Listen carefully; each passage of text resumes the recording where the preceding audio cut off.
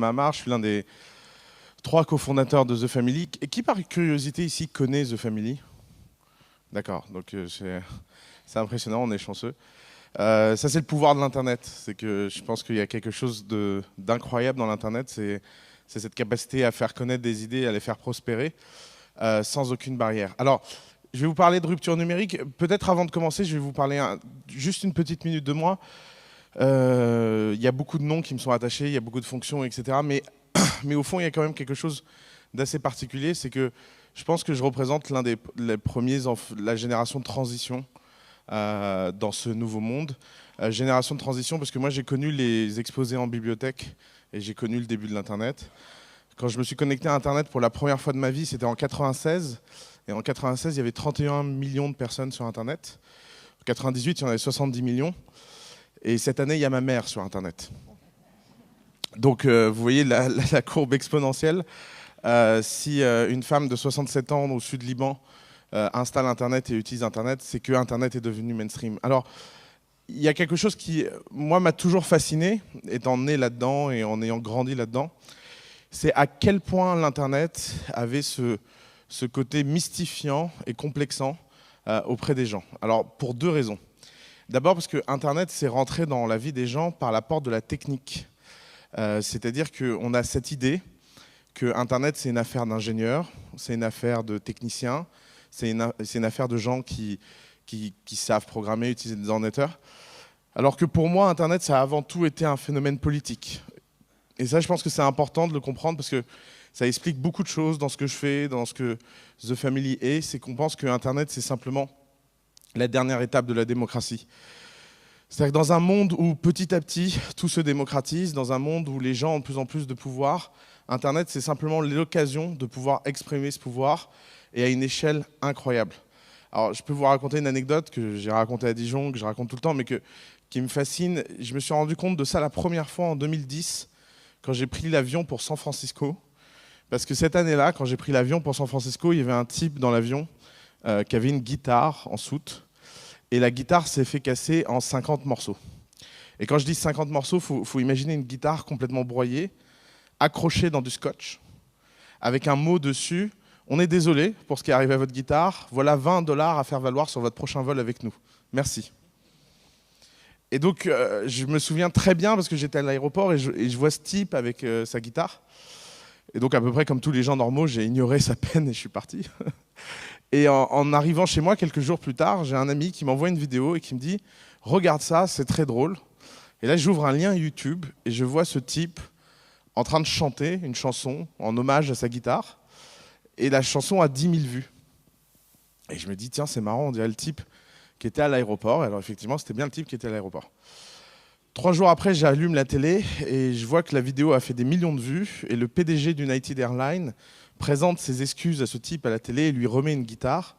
Et je vois sur Bloomberg à l'époque ce PDG en train de serrer la main de ce type en expliquant que plus jamais ça se passera comme ça dans sa compagnie. Alors j'aimerais qu'on ait une minute d'empathie pour le PDG, ensemble. Et j'aimerais simplement que collectivement, là, on se mette dans sa tête et on imagine sa vie. Alors, PDG d'United en 2010, ça veut dire que vous avez commencé votre carrière 30 ans avant. Donc vous avez fait une grande école. Donc déjà, vous vous êtes rentré, que ce soit aux États-Unis ou en France, c'est à peu près le même combat, les grandes écoles. C'est-à-dire que c'est un endroit où on vous explique que vous êtes le meilleur et vous buvez beaucoup d'alcool. C'est à peu près ça, en fait. Donc, vous avez fait une grande école. Après cette grande école, vous êtes rentré en poste. Et là, vous avez commencé la longue ascension pour devenir PDG. Alors, quoi qu'on en pense, quoi qu'on pense de nos élites, il faut quand même reconnaître quelque chose, c'est que ça demande du travail. Ça demande du travail, il faut passer les échelons, il faut tuer les gens en chemin, il faut gagner les batailles politiques, il faut faire les bonnes alliances, il faut faire tout ça pour devenir PDG. Et imaginez-vous le jour de sa nomination, est-ce que vous vous êtes dit qu'il s'est dit dans sa tête, c'est génial, j'ai enfin le boulot de mes rêves, je vais pouvoir traiter les problèmes de guitare des gens. Non, à mon avis, il s'est imaginé faire de la stratégie, il s'est imaginé faire des choses, et il a été rappelé par une réalité horrible qu'un type, aujourd'hui, qui n'est pas content, sur Twitter, peut avoir une audience supérieure à n'importe quel achat de campagne média. Et des phénomènes comme ça, maintenant, on vit dedans à l'échelle et on s'en rend plus compte. Et c'est tous les jours, tous les jours, tous les jours. C'est pas pour rien qu'on parle de rupture numérique. Il y a un mot que moi je déteste, c'est la transition numérique. Parce que quand on dit aux gens qu'il y a une transition numérique, on leur dit deux choses. Un, que ça vient, parce que l'idée de transition, c'est que c'est un mouvement qui est en train d'avoir lieu. Et deux, que c'est facile. Parce que vous savez, quand on dit aux gens on est en transition, c'est comme les gens qui disent que je suis en transition professionnelle, c'est-à-dire qu'ils sont au chômage. C'est un mot qui est là pour cacher une réalité qui est plutôt désagréable. C'est désagréable de se sentir complètement dépassé par les choses et c'est désagréable dans cette société de ne pas comprendre que l'Internet a déjà changé les choses. Alors pourquoi j'aime bien le mot rupture numérique? Parce que dans l'idée de rupture, déjà, ça vous donne quelque chose sur lequel on va réfléchir ce soir. C'est que ce n'est pas quelque chose qui est en train d'avoir lieu, c'est quelque chose qui a déjà eu lieu. Vous êtes déjà tous passés dans la révolution numérique, et même les taxis sont déjà passés dans la révolution numérique. Alors j'espère qu'il n'y a pas de taxi dans la salle, sinon je vais me faire encore taper. Mais c'est bon, il n'y a pas de taxi. Prenons l'exemple des taxis. Nous, on a une société à Paris qui s'appelle Hitch. Hitch, c'est une société qui ramène les gens chez eux, en banlieue. 80% des trajets, les gens ont moins de 28 ans. 90% des trajets sont banlieue-Paris, Paris-banlieue. Hitch, c'est une société qui a été démarrée il y a 3 ans et qui aujourd'hui fait 200 000 trajets hebdomadaires. C'est 700 000 utilisateurs à Paris. 700 000. Ils sont 15 dans l'équipe. 700 000 utilisateurs, 15 personnes dans l'équipe. 200 000 trajets par semaine. Vous imaginez ce que c'est comme échelle, 200 000 trajets par semaine. Alors évidemment, les taxis, tous les ans, brûlent des pneus, bloquent Paris et essaient d'interdire Hitch. Et Hitch est devenu la bête noire des taxis, au même titre que Uber. Hitch a reçu des menaces de mort. Moi, j'ai reçu des menaces de mort. Vous savez, les lettres avec des petites lettres, et genre « tu finiras au fond de la Seine ». Bon, très bien. Heureusement qu'elle déborde. Et donc, on a fini par organiser une réunion avec le représentant un des représentants des leaders syndicaux taxi. Et alors, cette réunion, évidemment, comme toutes les réunions dans ce genre-là, ne va nulle part, puisque d'un côté, vous avez quelqu'un qui représente les anciens et qui vous dit que taxi, c'est un boulot qui a une licence, un monopole, un savoir-faire, etc. Et vous, intérieurement, vous ne pouvez pas vous empêcher de vous dire que de toute façon, tout ça n'a plus de valeur parce qu'on a inventé le GPS, donc on n'a plus besoin de connaître les cartes et les lieux. On a inventé l'Internet, ce qui fait que les gens peuvent trouver des clients facilement. Et en plus, dans ce monde, les gens cherchent des services de moins en moins chers parce que, qu'on le veuille ou non, les gens qui utilisent Hitch ne sont pas des gens qui utilisaient les taxis. Donc quand les taxis disent que c'est une concurrence déloyale, moi étant jeune et ayant essayé de prendre les taxis il n'y a pas si longtemps pour rentrer de soirée, ça me fait rire quand on me dit que c'est une concurrence déloyale parce que je n'ai jamais trouvé un taxi pour rentrer de soirée quand j'étais étudiant. Et donc, la réunion passe et puis on arrive à un moment où il y a une pause. Et alors pour détendre l'atmosphère, on est en juillet, je dis au type « Vous partez en vacances ?» Il me dit « Oui, je pars en vacances. » Je dis « Vous partez où en vacances ?» Il me dit « Je vais en Italie. » Et je dis « Vous avez acheté votre billet d'avion dans quelle agence de voyage ?» Il me dit « Quand même pas, vous me prenez pour un plouc ou quoi ?» Je dis « Non, loin de moi cette idée. » Non, très sérieusement, vous avez acheté vos billets d'avion où ? Sur Expedia parce que c'est beaucoup moins cher. Et on vient d'avoir en fait un résumé de notre rapport à tous à la disruption, de notre rapport à tous à la rupture numérique. Quand ça concerne les autres, on est les premiers utilisateurs. Si je demande dans cette pièce qui utilise Airbnb, Expedia, etc., je suis sûr que plein de mains vont se lever. Par contre, quand la disruption nous concerne nous-mêmes, on est toujours plein de mauvaise foi. Moi, si quelqu'un m'annonçait qu'un fonds d'investissement en intelligence artificielle allait replacer The Family, vous pouvez compter sur moi pour d'être aussi de mauvaise foi qu'un taxi. Je vous le garantis, parce que c'est naturel. C'est jamais agréable de se dire qu'une technologie vient de vous remplacer. Mais le problème de ce phénomène, c'est que maintenant, ce phénomène, il est exponentiel. C'est-à-dire qu'il peut arriver de partout, de n'importe où, et parce que cette vague numérique et cette rupture numérique, c'est un tsunami. Alors, encore plus que rupture numérique, on pourrait appeler ça le tsunami numérique. Si un jour vous êtes dans un tsunami, les 3 solutions que je vais vous exposer ne fonctionnent pas. On ne peut pas appeler le ministre et interdire le tsunami. En général, le tsunami n'en a rien à faire des ministres. On ne peut pas négocier avec le tsunami, puisque le tsunami s'en fiche de votre négo. Et on ne peut pas aller à l'encontre du tsunami. Si vous avez un tsunami qui vous arrive dessus et que vous foncez dessus, vous êtes sûr que vous allez vous faire emporter. La seule chose qu'on peut faire, si un jour vous êtes dans un tsunami, pensez-y, c'est vous mettre sur une avenue relativement dégagée et espérer surfer le plus loin possible. C'est très sérieux. C'est une stratégie de survie dans un tsunami. Donc, tout ça pour dire, cette rupture numérique, on a tous besoin de la comprendre parce que ce n'est pas quelque chose sur lequel la moindre personne ici a le moindre effet, le moindre rapport. Alors, récemment, j'ai été qualifié de Hitler dans cet article de Rue 89 et comparé à Hitler parce que je voulais asservir les gens aux multinationales. Ce que je trouve sympa, en fait. Je ne savais pas que les multinationales allaient me donner de l'argent, donc je suis content de le savoir. Je vais donner mon RIB, mais en attendant, je vais essayer de vous expliquer pourquoi je pense que c'est Bernard Stiegler dans Le Monde ont complètement tort sur leur lecture du sujet. La lecture du sujet, c'est pas de dire qu'il n'y a plus besoin de régulation, c'est pas de dire que les gens n'ont pas besoin d'accompagnement, c'est pas de dire que ce phénomène n'est pas d'une violence inouïe. C'est pas ça. C'est de dire que personne n'est responsable de ce phénomène, puisque ce phénomène est une aspiration collective. Alors, ce phénomène, comme je vous le disais, ne repose pas tant sur la technologie. La technologie, c'est une commodité au service d'un phénomène. Et ce phénomène, il repose beaucoup plus sur notre aspiration individuelle à tous, d'avoir une voix qui porte, d'avoir une voix qui compte, et de pouvoir donner notre avis à l'échelle. Prenons un exemple, TripAdvisor. Qui ici utilise TripAdvisor? Ok.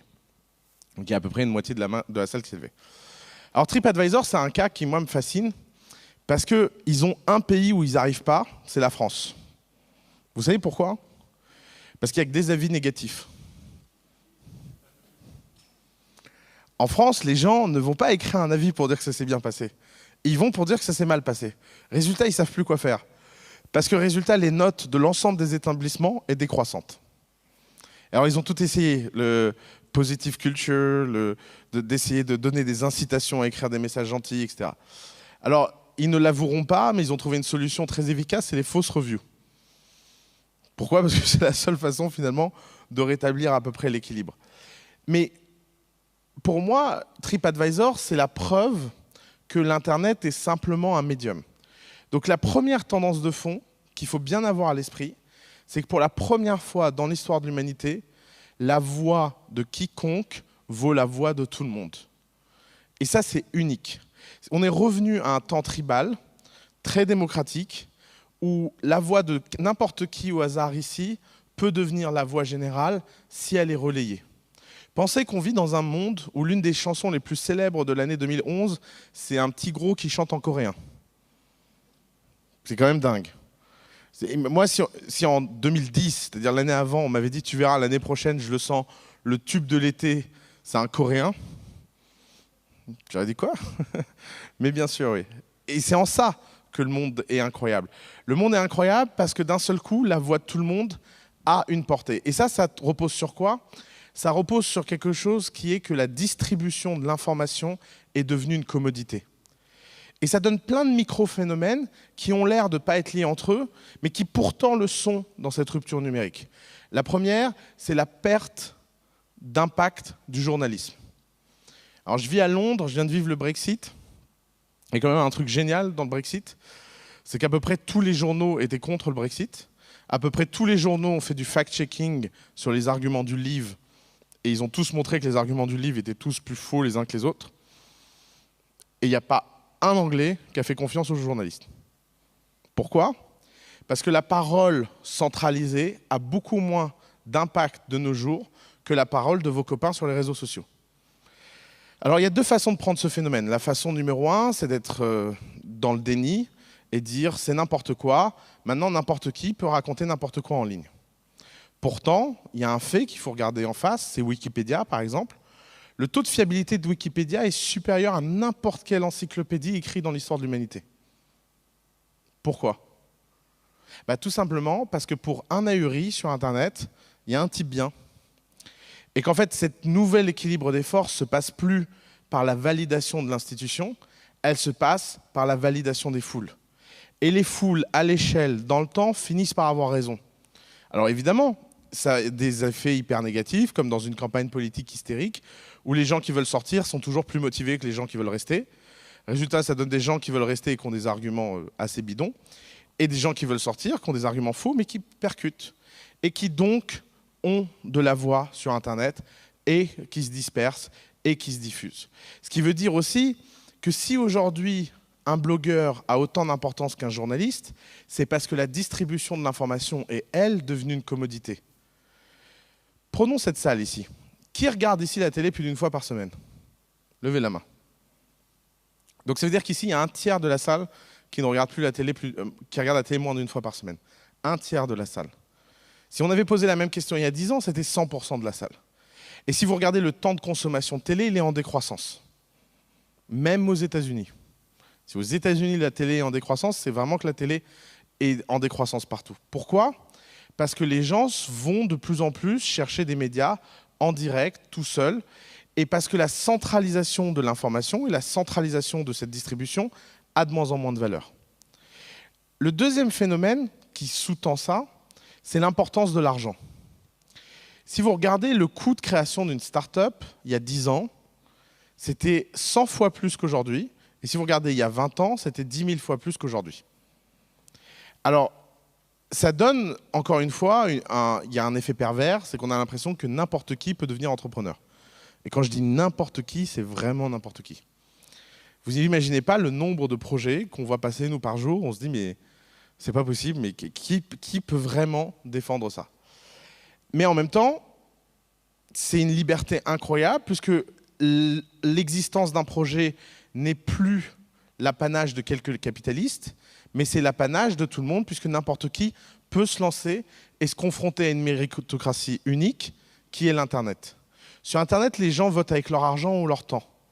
Donc soit vous avez raison et vous gagnez de l'argent, soit vous avez tort et vous en perdez. Et si vous regardez par exemple, nous, dans notre société d'investissement, The Family, aujourd'hui, le budget moyen de démarrage d'une start-up, c'est moins de 10 000 euros. Moins de 10 000 euros. Pourquoi? Parce que les gens qui démarrent des startups de nos jours sont capables d'apprendre de plus en plus de choses. Donc la distribution est devenue une commodité, mais le capital aussi est devenu une commodité. Alors, ça ne veut pas dire que l'argent est facile à trouver, mais ça veut dire qu'on est passé d'un monde où les idées se battaient pour le capital à un monde où quelques idées attirent l'ensemble du capital. Et je pense que cette transition est passée invisible pour beaucoup de gens, parce que beaucoup de gens pensent encore que c'est le capital qui a le pouvoir. Alors, un bon exemple de ça, c'est la dernière levée de Blablacar. Les Échos ont fait un article et dans l'interview que la journaliste a fait de Frédéric Mazella, il y avait cette question qui m'a fasciné, qui était comment vous avez fait pour convaincre des fonds d'investissement aussi prestigieux d'investir chez vous? Alors Frédéric Mazella a deux caractéristiques. D'abord, c'est un garçon très intelligent et c'est un garçon très humble. Donc il a gentiment répondu à la question. Et donc il a dit une connerie du genre on a fait un joli dossier, on a travaillé très dur et on l'a envoyé et les gens ont aimé. Nous, pendant 1 an, avant leur levée de fonds, on recevait toutes les semaines un email nous suppliant d'avoir une introduction à Frédéric Mazella et nous disant on est prêt à vous donner de l'argent juste pour dîner avec lui, pour le convaincre que notre argent vaut mieux que l'argent des voisins. Il y a des gens qui nous ont réellement proposé de l'argent. Je me disais, mais ils sont fous, ces gens. Et je comprends parce que c'est très dur, en fait. À partir du moment où une start-up de nos jours devient une évidence et un succès, tout le monde veut rentrer dedans. Et en attendant ce moment-là, personne ne veut investir dans les start-up. Et c'est ça qui fait qu'aujourd'hui, la structuration dans le monde de l'entrepreneuriat ne se fait plus entre les gens qui ont de l'argent et les gens qui n'en ont pas, mais elle se fait entre les gens qui sont capables de faire des choses et les gens qui ne sont pas capables. Je vais vous raconter une autre anecdote qui est l'anecdote du jour. Alors là, c'est vraiment une news très fraîche. On a une start-up chez nous qui s'appelle Star of Service. Alors c'est une de mes start-up préférées. Alors, je ne suis pas censé dire ça, mais évidemment, comme dans toute famille, j'ai des chouchous. Les parents prétendent ne pas avoir d'enfants chouchous, alors que moi, je sais très bien que j'étais l'enfant chouchou de la famille. Star of Service, c'est une start-up qui est vraiment symbolique de The Family et de qui on est et de ce qu'on fait. Parce qu'elle a été lancée la même semaine qu'une start-up très connue qui s'appelle Se Faire Aider. Et qui est une start-up de votre région. Qui a été lancée par quelqu'un qui s'appelle Denis Chalumeau. Qui a lancé ça, bon, de votre région, pardon, peut-être que Marseille, pour moi c'est le sud, désolé. Je sens, là j'ai vu des yeux, j'ai dit ouh. Non, non, restons amis, ça démarrait bien entre nous, restons copains. Comment? C'était le fondateur de Se Loger, c'est ce que vous avez dit? Oui, exactement. C'était le fondateur de Se Loger. Se Loger, incroyable réussite entrepreneuriale, vendu très cher. Denis Chalumeau se dit, je vais relancer quelque chose. Alors, Se Faire Aider a été lancé avec 6 millions d'euros, je crois, quelque chose comme ça, 6,5 millions. Star of Service a été lancé avec 150 euros. Et alors, l'histoire drôle dans Se Faire Aider face à Star of Service, c'est que nos actionnaires à nous, The Family, ont mis de l'argent dans Se Faire Aider. Et la semaine où The Family avait quelques semaines, et quand on a annoncé que Star of Service était une de nos premières startups, nos investisseurs ont ricané en nous disant que leur copain Denis Chalumeau avait levé 6 millions et que donc Star of Service n'avait aucune chance. Et nous, intérieurement, on a ricané parce qu'on s'est dit qu'un vieux n'avait aucune chance face à nous. Alors c'est un peu provoque, mais c'est vrai. Pourquoi? Parce que là, Star of Service a été fondé par qui? Ça a été fondé par deux types en calbut chez eux. Littéralement. D'ailleurs, le cadeau que j'ai reçu aujourd'hui, c'est 2 caleçons dans un cadre, signés de leur part, parce qu'ils viennent de lever 8 millions d'euros. Et alors, Star of Service, aujourd'hui, dans 80 pays, a 140 collaborateurs, et a fait tout ça uniquement par de la croissance organique et de l'argent gagné par le site. 120 collaborateurs, 80 pays. Alors d'ailleurs, quand vous faites la division, 120 collaborateurs, 80 pays, vous vous dites, tiens, ils sont quand même pas beaucoup pour lancer beaucoup de pays. Mais c'est quoi la différence? La différence, c'est que Se Faire Aider à acheter des médias, à acheter de la pub, à acheter de la télé, à acheter de l'AdWords. Et pendant ce temps-là, Star of Service, ils ont fait du scrapping, ils ont fait du hacking, ils ont fait des campagnes extrêmement violentes, ils ont développé une API, ils ont fait des choses que personne chez Se Faire Aider n'a la moindre idée de comment faire. Et pourtant, on parle de 2 entrepreneurs qui sont dans l'Internet. Mais l'Internet d'il y a 10 ans n'est pas l'Internet d'aujourd'hui. L'Internet d'aujourd'hui, c'est un Internet qui ressemble à un Far West, où les compétences techniques font la différence, et où 2 personnes en slip dans leur salon peuvent faire plus qu'une équipe de 50 personnes. Parce que la différence de productivité entre quelqu'un qui sait et quelqu'un qui ne sait pas n'a jamais été un gouffre aussi impressionnant. Et ça m'amène à la 3e tendance, qui est moi ma tendance préférée, et qui est, je pense, la tendance qui est le moins pris au sérieux par les gens, qui est le fait que tout ce qu'on veut apprendre s'apprend, et ça c'est quelque chose de nouveau. Il y a 20 ans, quand on voulait savoir quelque chose, on n'avait pas beaucoup d'autres choix que de parler à un expert. C'était ça, l'information. L'information, c'est qu'il y a des gens qui étaient des experts et qui étaient donc aptes à donner de l'information. Aujourd'hui, à peu près n'importe quel domaine est documenté en ligne gratuitement et à un point que vous n'imaginez pas. Par exemple, en 2012, j'ai eu la chance d'aller à une conférence d'actuariat. Vous voyez ce que c'est l'actuariat? C'est le calcul des risques en assurance. Alors, comme tous les métiers techniques, l'actuariat développe son propre jargon. Et donc, j'étais à Bogota, j'étais le dernier intervenant de la journée, et j'ai passé une journée entière à écouter des conférences d'actuariat. Et alors, comme je m'ennuyais à mourir, à chaque fois qu'il disait un mot que je ne comprenais pas, je le cherchais sur Wikipédia. Il n'y a pas un mot qui a été utilisé dans la journée qui n'était pas expliqué correctement sur Wikipédia. À la fin de la journée, j'ai fait une conférence d'actuariat.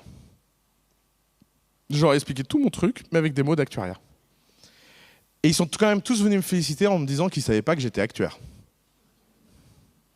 Ça, c'est possible parce que tout ce qu'on veut apprendre s'apprend. C'est possible parce que tout ce qu'on a besoin d'apprendre est disponible en ligne et quasiment gratuitement. Par exemple, il y a une plateforme qui, moi, me fascine, qui s'appelle Coursera. Jouons un petit jeu. Qui connaît Coursera ici? Ok. Alors, je vais vous raconter l'histoire de Coursera parce que c'est une histoire assez peu connue en France et qui pourtant devrait être plus connue, et on devrait tous dire aux gens les plus jeunes qu'on connaît de passer leur week-end sur ce site internet. Alors Coursera, c'est quoi?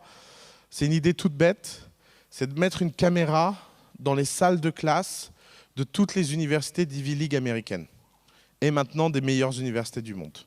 Avec une idée toute bête qui est de dire ces cours sont parmi les meilleurs au monde, on va les enregistrer et les mettre à disposition gratuitement en ligne auprès de tout le monde.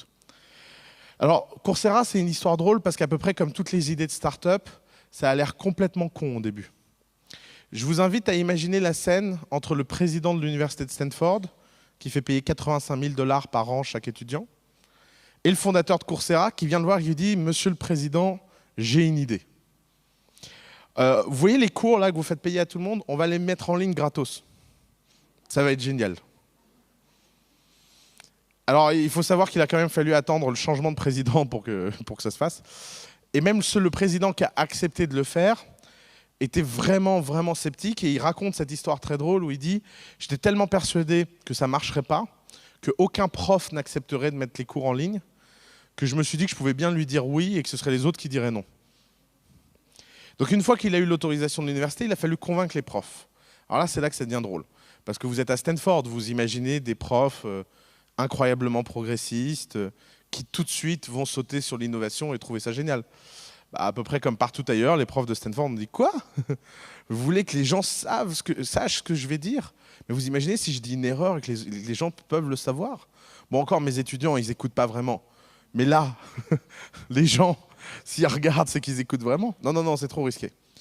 Alors, ils ont commencé à tourner en rond et à ne pas trouver de prof qui accepte.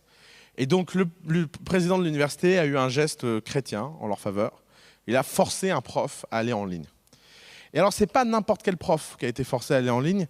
C'est une légende vivante. C'est l'inventeur de l'intelligence artificielle. Alors, petit moment d'acculturation, il y a quelque chose de très bizarre dans les universités américaines qui, nous, Français, nous choque. C'est que l'université américaine est un produit cher. Et donc, comme tous les produits chers, le client est roi. Et le client, c'est l'étudiant. Alors, comment ça marche dans les écoles américaines ? Les étudiants notent les profs, et en fonction de la note que les profs ont eue, leur salaire de fin d'année est changé. Alors ça, pour nous, Français, je dis quoi ? Et alors, ça crée un cycle de corruption très active, où les profs rentrent dans une mielerie extraordinaire.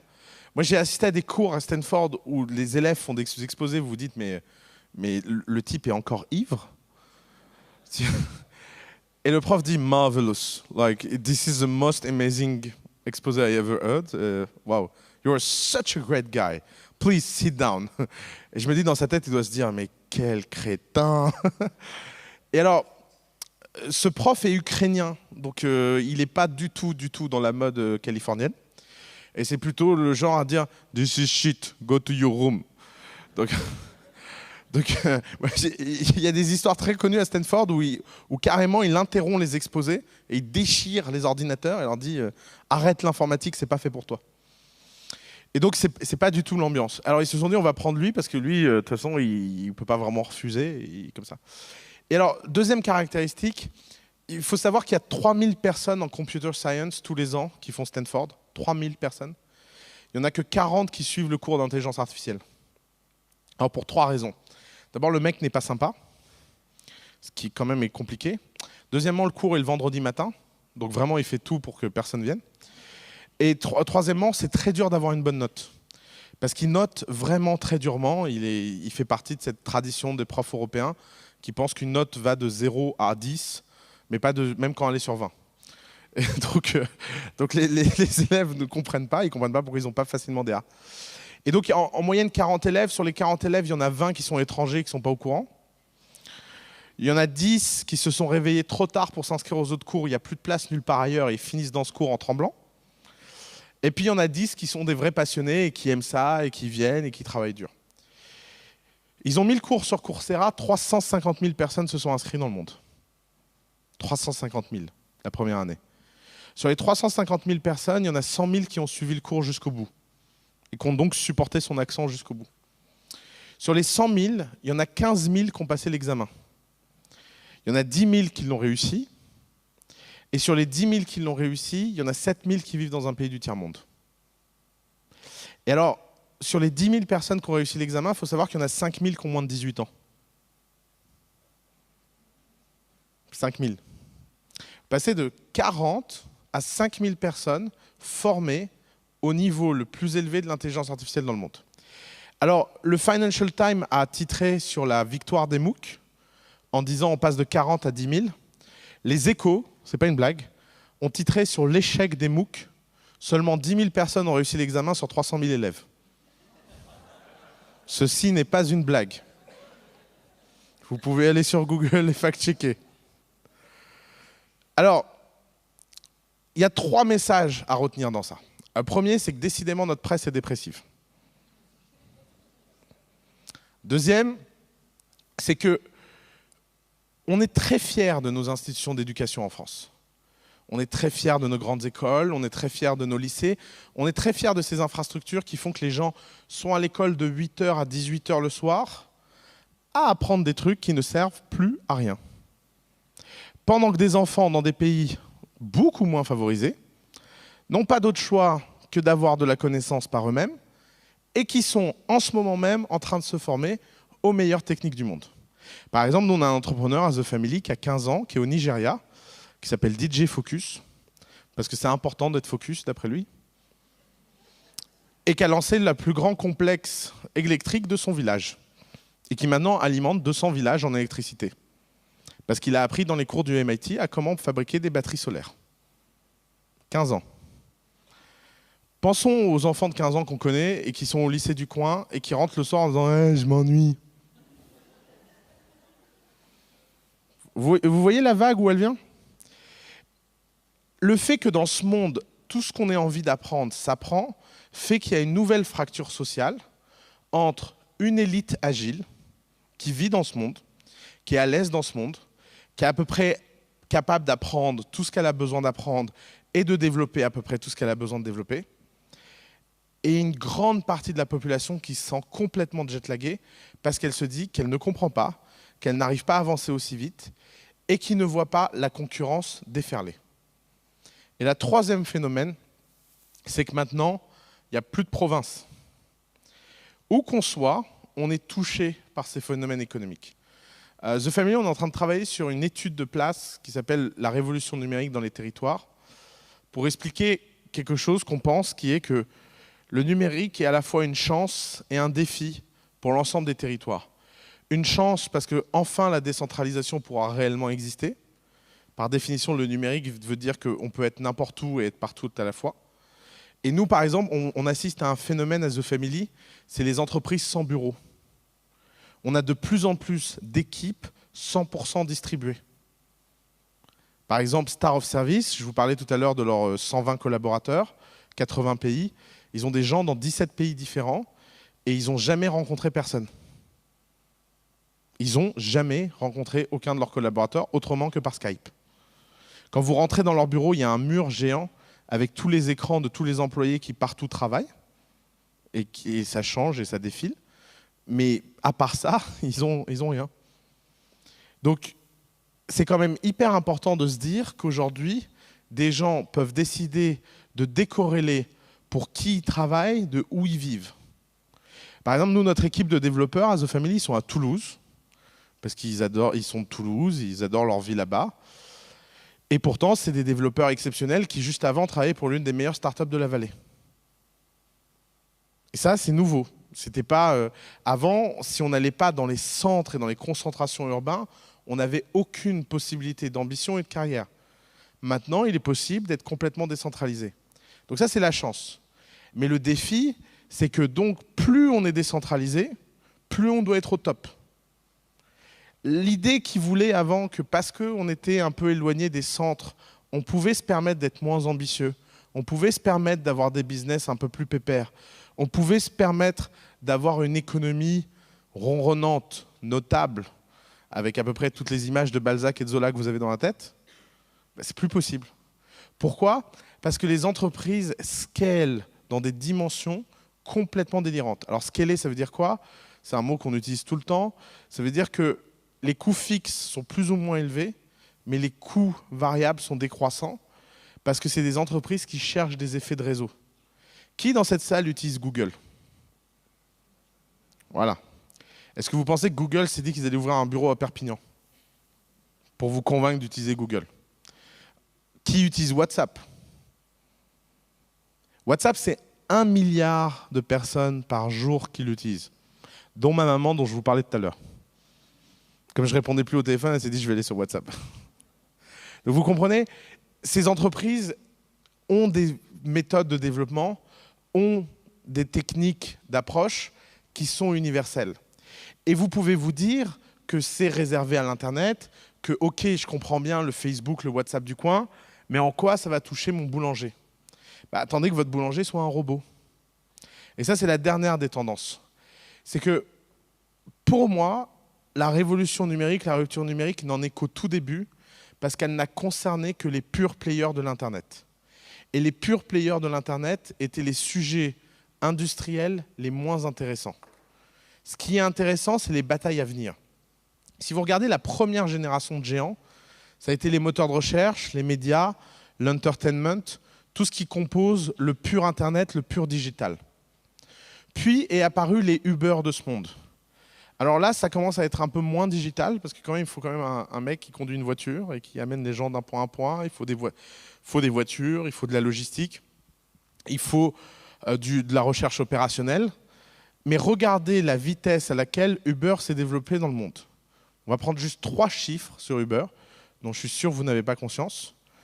Combien Uber recrute de chauffeurs ce mois-ci dans le monde?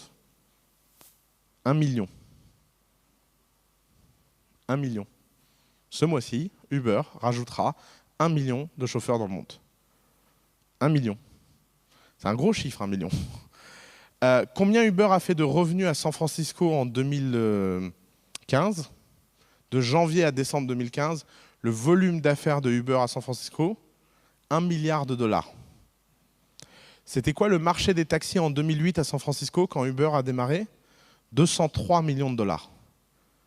Ça veut dire que Uber, en 5 ans, en 8 ans, a multiplié par 5 la taille du marché. Par 5.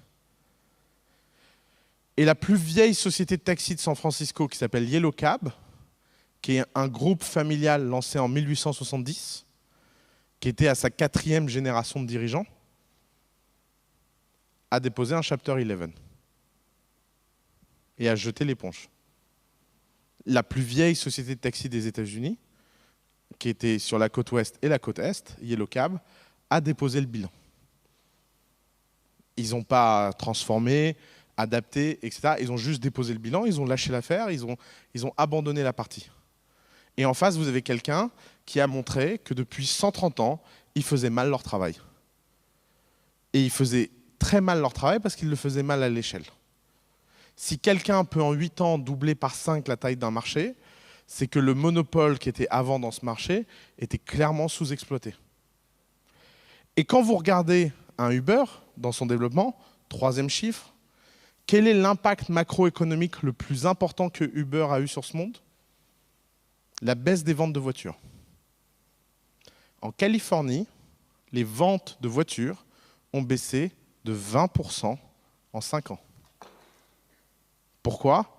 Parce que Uber est devenu une alternative au fait de posséder une voiture. Tout le monde pense que le marché d'Uber, c'est les taxis. Tout le monde pense que les concurrents d'Uber, c'est les taxis. Ça fait longtemps que cette bataille n'est plus menée. La vraie menace concurrentielle d'Uber, c'est les constructeurs automobiles. Les constructeurs automobiles pensent que leur métier, c'est de vendre des voitures, là où Uber a compris que son métier, c'était de vendre de la mobilité. Imaginez que si vous n'avez plus besoin de posséder de voiture, ça veut dire que la voiture est utilisée par plus de gens par jour, donc le besoin en stock de voitures dans le monde s'écroule. Et ce genre de grandes tendances macro, elles ne sont pas localisées. Si vous prenez la Chine, vous savez combien de gens prennent un Uber ou un équivalent de Uber en Chine tous les jours?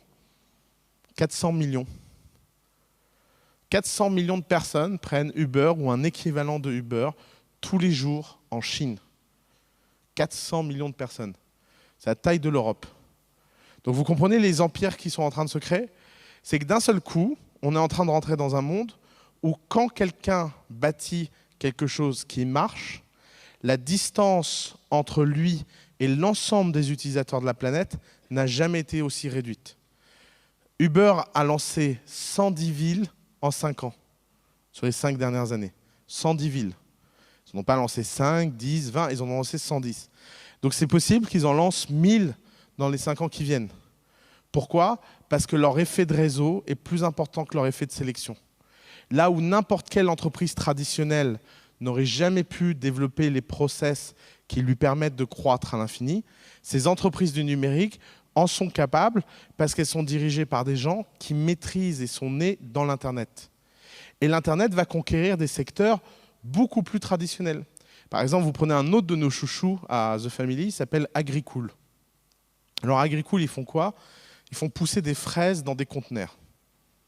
Donc vous prenez un conteneur de livraison, vous le videz, vous le robotisez et vous le transformez en une ferme isolée, biologique, sans engrais, sans pesticides, et qui est capable de produire tout ce qu'on a besoin pour produire des fraises de qualité. Alors 90% d'eau de moins qu'une plantation classique, 90% d'eau de moins, une énergie 100% renouvelable et une absence de produits chimiques. Dans 26 mètres carrés de conteneurs, il faut savoir qu'un conteneur, ça fait 26 mètres carrés, ils sont capables de produire l'équivalent de 6 hectares de fraises. Et c'est la version 1. Vous savez, aujourd'hui, 80% du prix des fraises est utilisé à quoi? Au transport, exactement. Vous avez gagné une image, je ne sais pas qui, mais... au transport. Les conteneurs agricoles, vous pouvez les imaginer au centre de Perpignan, au centre de Paris, au centre de Londres, au centre de la Norvège, au centre de la Chine, au centre d'Hawaï, au fin fond d'un désert. Peu importe les conditions, ils sont capables de produire des fraises. Alors aujourd'hui des fraises, demain des tomates, des concombres, des salades, l'ensemble des fruits et légumes que quelqu'un a besoin de produire. La différence entre un maraîcher et Agricool, c'est qu'une fois qu'Agricool maîtrise son conteneur, la réplication du conteneur est infinie et les coûts de production du conteneur sont décroissants. Le premier conteneur coûte 150 000 €, mais le millième conteneur, lui, coûtera 10 000 €. Et le millionième conteneur coûtera peut-être quelques milliers d'euros. Et comme ils sont entièrement robotisés, ils ont besoin de très peu de personnes pour beaucoup de conteneurs. Alors, j'attends le jour où les agriculteurs vont venir brûler le parquet à The Family. On a déjà appelé notre assureur, c'est bon. Mais qu'on le veuille ou non, vous avez deux façons de voir ce problème. Soit vous dites, ce type sur scène est un enfoiré, il est en train d'expliquer qu'il va mettre des milliers d'agriculteurs au chômage et ça a l'air de rien lui faire. Et oui, ça me fait rien. Je vais vous expliquer pourquoi.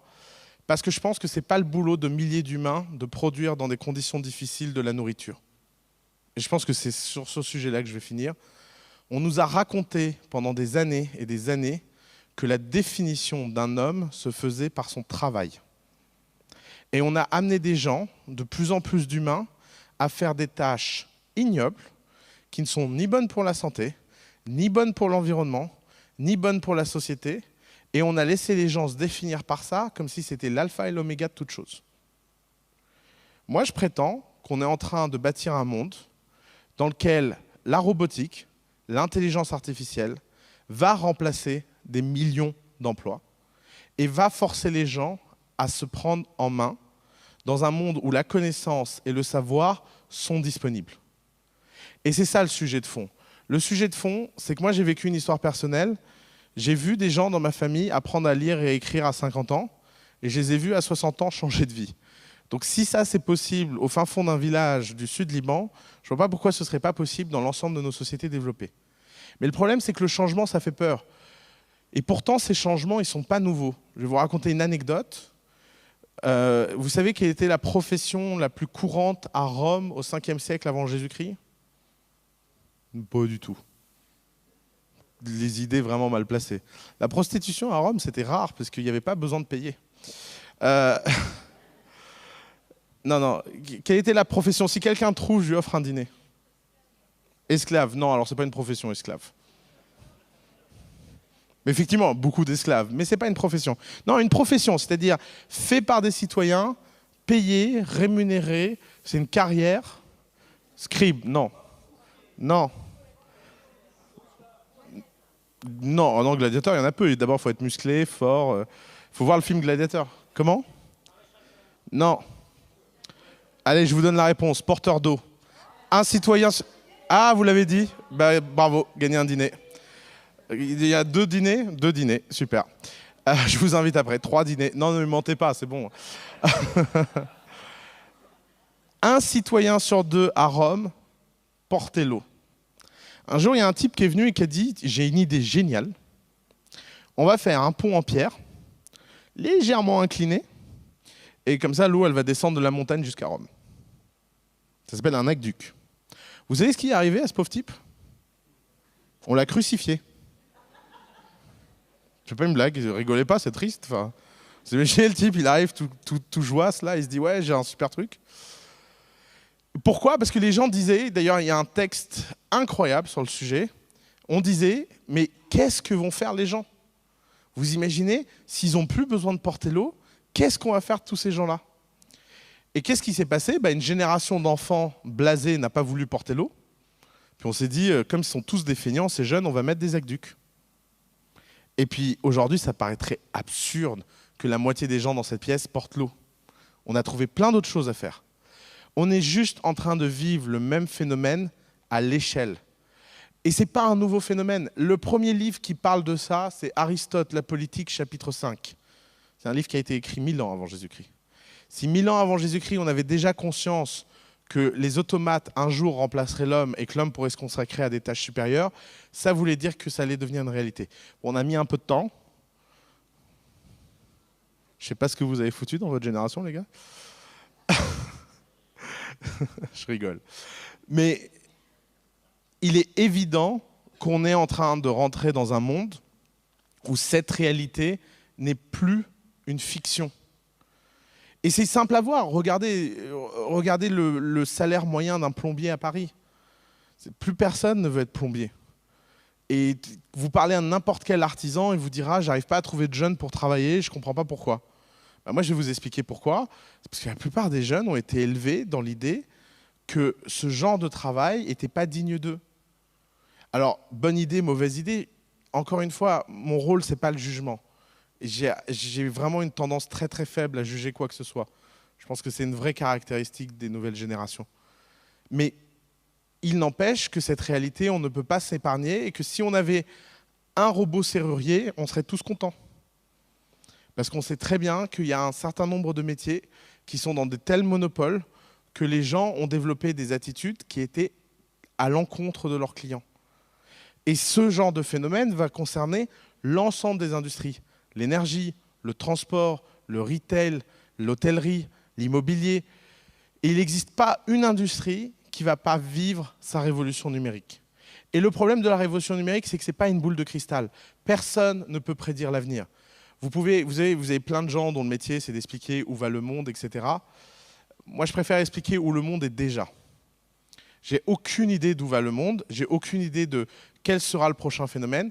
Tout ce que je sais, c'est que les phénomènes de disruption sont aléatoires, ils sont toujours dus à une singularité d'histoire, ils sont toujours dus au fait qu'à un moment, un entrepreneur décide de prendre un objet particulier et d'aller le retourner, et que ce genre de phénomène est possible parce que les entrepreneurs n'ont jamais eu autant de pouvoir dans leur vie. Et ce pouvoir, il vient de quoi? Il vient du fait que la distribution n'est plus un problème, que l'argent est disponible et que les talents sont formables. Je vais vous donner une dernière histoire et comme ça, après, on va pouvoir échanger avec la salle. On a une start-up chez nous qui s'appelle Doctrine.fr. Est-ce qu'on a des avocats dans la salle? On n'a pas d'avocats. Vous avez interdit les avocats? Alors, Doctrine.fr. Il faut savoir que quand vous êtes avocat, vous avez un sujet qui est la jurisprudence. Vous utilisez quel logiciel, monsieur? LexisNexis? Voilà. Est-ce que vous pouvez dire combien vous payez pour LexisNexis? D'accord. C'est 1 000 € par mois en moyenne. Et par avocat, les contrats LexisNexis. En général, le budget LexisNexis dans un cabinet d'avocat, par exemple, nous, on a découvert Doctrine par notre cabinet d'avocat, puisqu'un jour, notre avocat est arrivé surexcité et nous a dit « Oussama, pour une fois, la disruption, je suis pour. » Je dis « Ah bon? Et pourquoi ?» Il dit « On vient d'économiser 50 000 €. Je dis « Ah, comment ?» On utilise Doctrine.fr. Alors, Doctrine.fr, c'est quoi? C'est LexisNexis, version gratuite en ligne. Version gratuite en ligne. Alors, LexisNexis, quand vous faites une requête, il y a quoi? Il y a 20 secondes, ça tourne. Et ensuite, il y a le résultat. Doctrine, c'est Instant Search. LexisNexis, je pense que c'est des centaines de salariés qui rendent des décisions à la main. Doctrine, c'est des scanners en intelligence artificielle qui rendent les décisions plus rapidement. À peu près tout sur Doctrine devient de la data qui est interprétable et analysable. Par exemple, Doctrine est capable de vous dire maintenant, sur un avocat donné, un procès donné, la propension d'un juge à aller dans un sens ou dans un autre dans une affaire donnée. Puisqu'ils ont l'ensemble des décisions de l'ensemble des juges en France.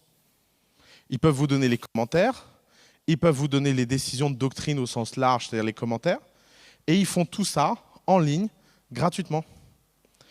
Alors, doctrine, ça existe depuis le 15 janvier 2016.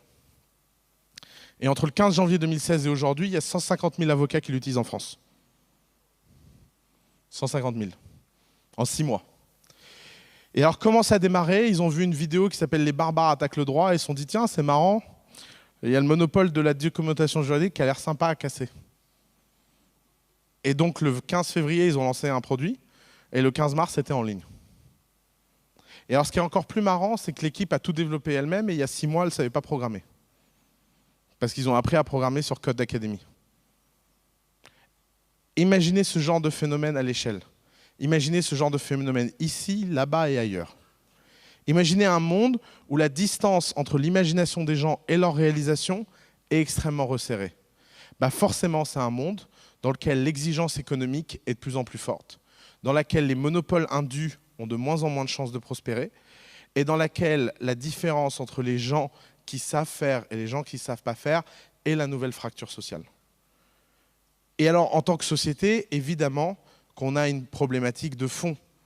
Et cette problématique de fond, c'est de réussir à créer les institutions sociales et économiques qui vont accompagner cette transition. On n'est pas fous à The Family, on est les premiers à écrire sur le sujet. On a écrit un traité sur la sécurité sociale avec Nicolas Colin. On a écrit des articles sur le sujet à longueur de journée. On fait du lobbying. Nous, on passe notre temps à expliquer à tout le monde que la France est en avance sur le reste du monde avec les 35 heures. C'est vrai. Les 35 heures étaient une loi visionnaire dans ce monde-là. Un jour, on ne travaillera plus que 20 heures par semaine et ça fera parfaitement sens. Il faut perdre cette obsession du travail. Si vous voulez comprendre la rupture numérique, il faut comprendre ces 3 choses. 1, ce n'est pas un phénomène technologique, mais c'est un phénomène social.